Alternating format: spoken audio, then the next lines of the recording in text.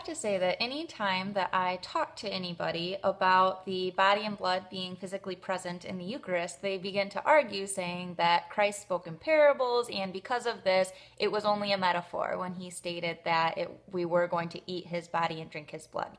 So I wanted to go back into the book of Matthew as to why Christ started speaking in parables and where exactly that came from, what it means, and all of that. So first off, a parable is essentially a spoken or literary comparison between two things for illustration.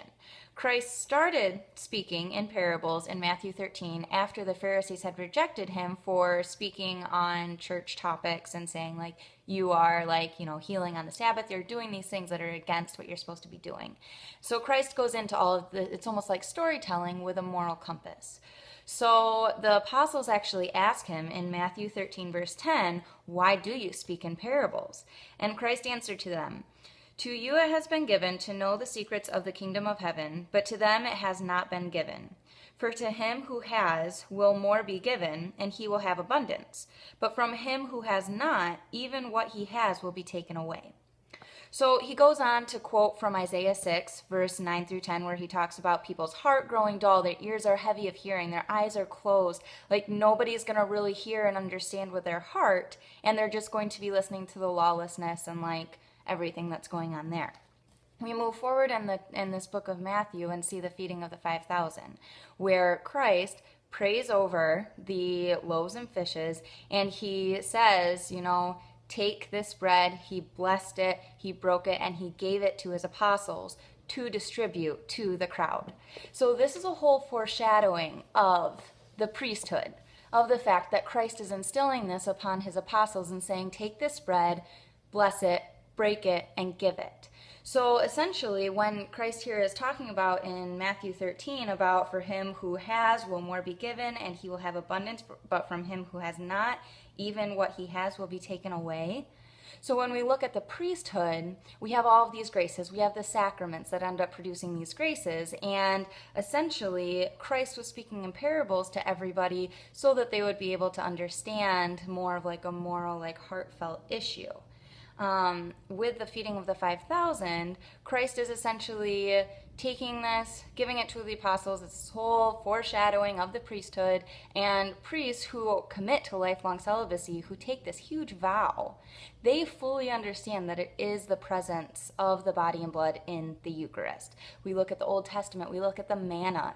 Christ was not speaking metaphorically when he said he was the bread of life, when he said he's the bread from heaven. Anywhere in here, like Christ explains all of the parables to his apostles. Like they go forward there and they ask him, they're like, explain to us the parable of the sower. And so Christ goes through this with them.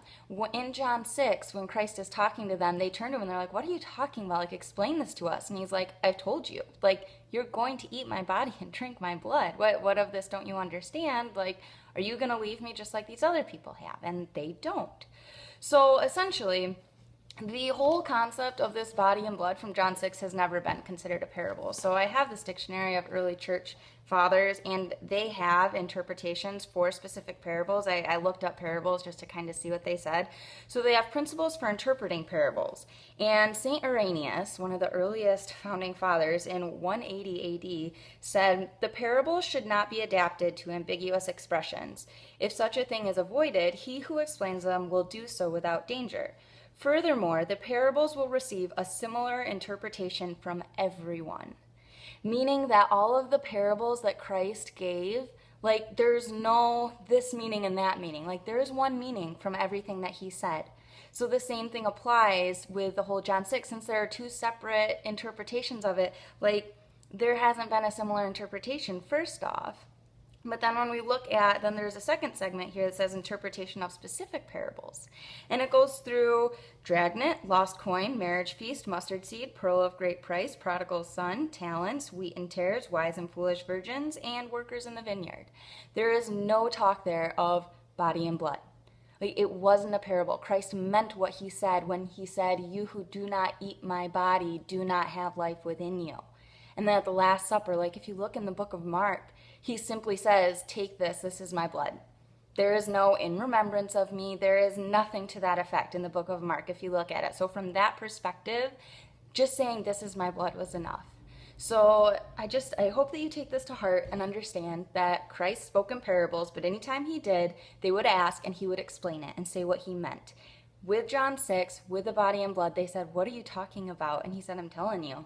So we have to take his words for what they are and understand that we're not just cherry picking a little verse out of the Bible to say that the body and blood of Christ is present at the Eucharist. Like, it's a huge deal for people that are missing out on it. And it's not just some like little issue that, doesn't matter, isn't applicable to salvation, because it really does play such an essential role in how Christ is incorporated into our daily lives. So I hope you guys are having a happy Sunday, and I look forward to talking with you in the comments and again next week. God bless.